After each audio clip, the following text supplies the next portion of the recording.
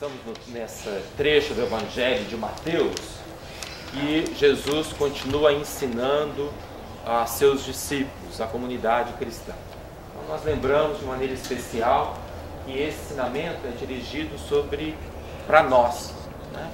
E Jesus dá orientações claras como é que deve ser a vida cristã, ou seja, como é que nós, seus seguidores, devem se comportar.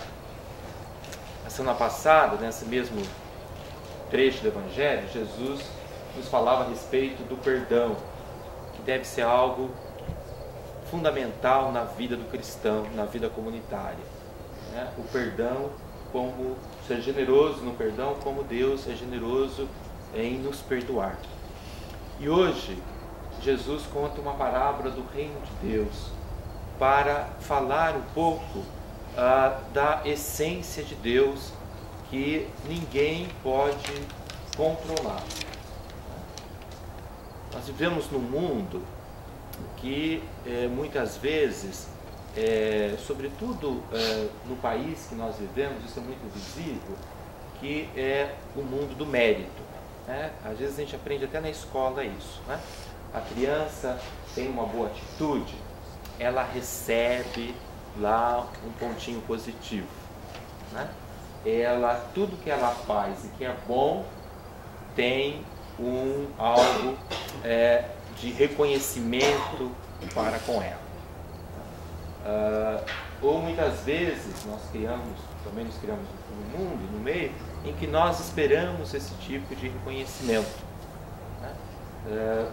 Do mérito, né? E até mesmo lugar de destaque. Se nós fizermos alguma coisa, muitas vezes nós esperamos um certo reconhecimento. E isso a gente vê um pouco colocado na parábola de hoje, não é? A gente vê a figura do patrão que vai diversas horas do dia à praça e chama os trabalhadores para trabalhar na sua vinha. De manhã, logo de madrugada, ele chama alguns. Quando ele volta lá às 9 horas, ainda tem gente lá que não foi contratada. E ele então chama e manda ir para a vinha. Depois também ao meio-dia, às 3 horas da tarde e às 5 horas. O patrão, vendo que ainda há pessoas desocupadas na praça, sem trabalho, vocês sabem, talvez, né, a angústia do que é ficar sem emprego. Quem passou por uma situação semelhante a essa que sabe se compadecer com esse sentimento, né? Alguém que fica sem emprego no mundo de hoje é algo extremamente difícil. Primeiro atinge a sua própria autoestima, né? Às vezes são meses de busca de emprego e não consegue. Então o patrão, vendo a dificuldade dos trabalhadores em conseguir emprego, conseguir trabalho, né?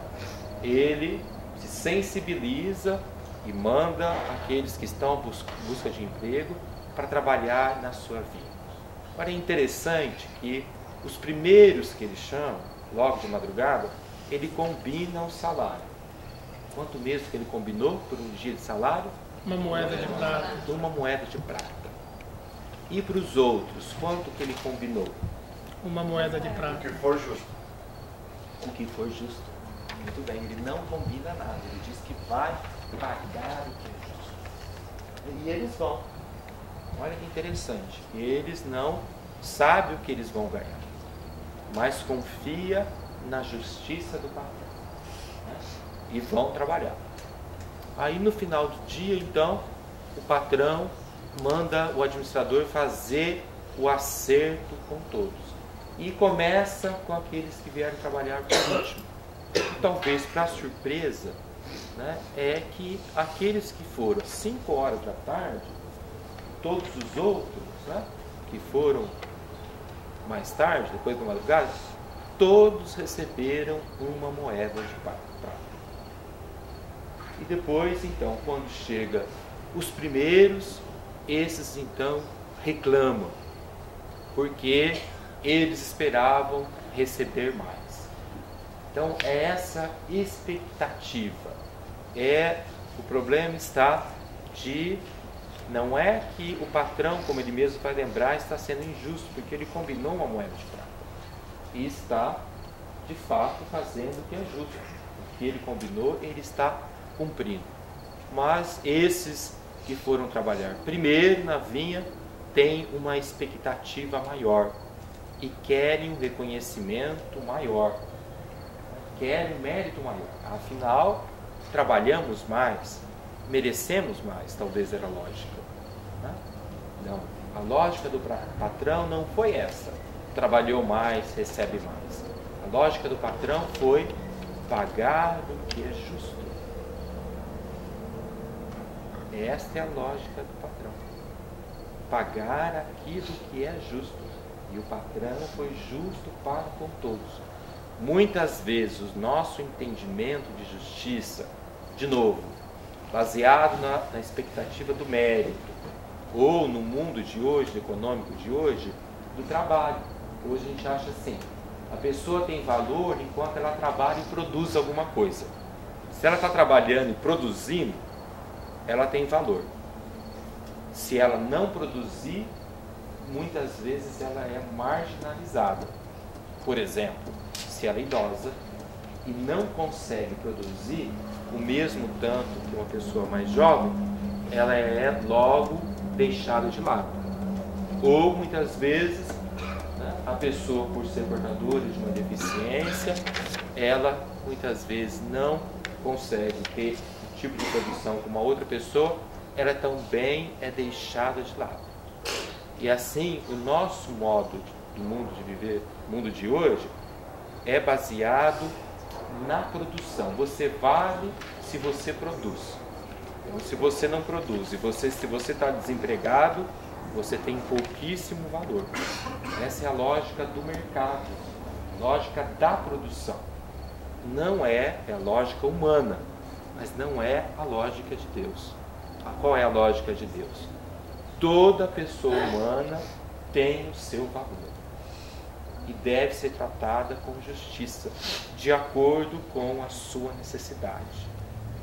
Para Deus, todo ser humano, independente de raça, de cor, de gênero, de nacionalidade, de condição social, todos diante de Deus têm o mesmo valor. E todos devem ser tratados com justiça. Essa é então a lógica de Deus, que muitas vezes difere da lógica de nós. Essa parábola tem muito a ver com a imagem da comunidade judaica, porque o símbolo da vinha era o símbolo do povo de Deus.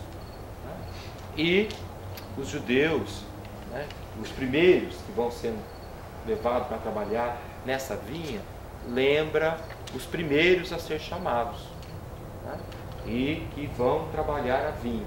Depois tem outros que são chamados por Deus em momentos diferentes da história. Essa parábola quer nos ensinar é que todos devem ser acolhidos da mesma maneira, sem discriminação.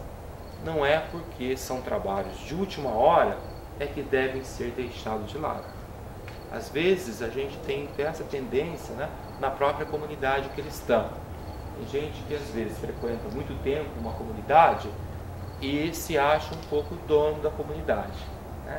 Pode até acontecer com o padre, que há muito tempo acha que é dono da comunidade, dono da vinha. Então tem gente muitas vezes que toma meio que posse da comunidade.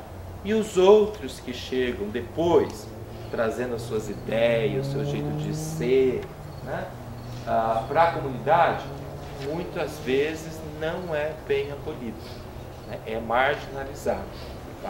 Porque eu estou aqui há 10 anos, porque eu faço isso há não sei quanto tempo, não só na comunidade, mas às vezes no trabalho, nós muitas vezes nos fechamos no nosso próprio egoísmo.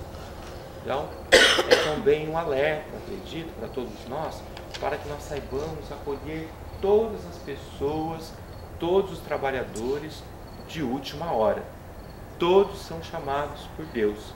E Deus é que sabe a história de cada um e o porquê que cada um chegou mais tarde para trabalhar na sua vinha. Não compete a nós julgá-los, mas compete a nós ter um coração generoso como esse do patrão. Ele será justo conosco, assim como ele é justo com todos, de acordo com a necessidade e a medida de cada um. Tem gente que precisa de mais e merece o maior zelo e mais cuidado. Então Deus consegue compreender e perceber coisas que muitas vezes nós não conseguimos ver e nem perceber. Por isso, na primeira leitura de hoje, o profeta Isaías diz: olha, assim diz o Senhor, os meus pensamentos não são os vossos pensamentos, os meus caminhos não são os vossos caminhos. Assim como está longe o céu da terra, assim estão os meus pensamentos dos seus pensamentos. Não, o que quer dizer isso? Não que queiramos nós controlar Deus, que às vezes nós somos tentados a dizer para Deus aquilo que Ele tem que fazer. Ele trabalhou menos, tem que receber menos. Ou eu trabalhei mais, tem que receber mais. A gente vive no mundo muitas vezes da comparação. Nós nos comparamos, enquanto que para Deus cada um é singular. Cada um tem o seu valor e deve ser tratado de acordo então com a sua necessidade. Então que nós não sejamos mesquinhos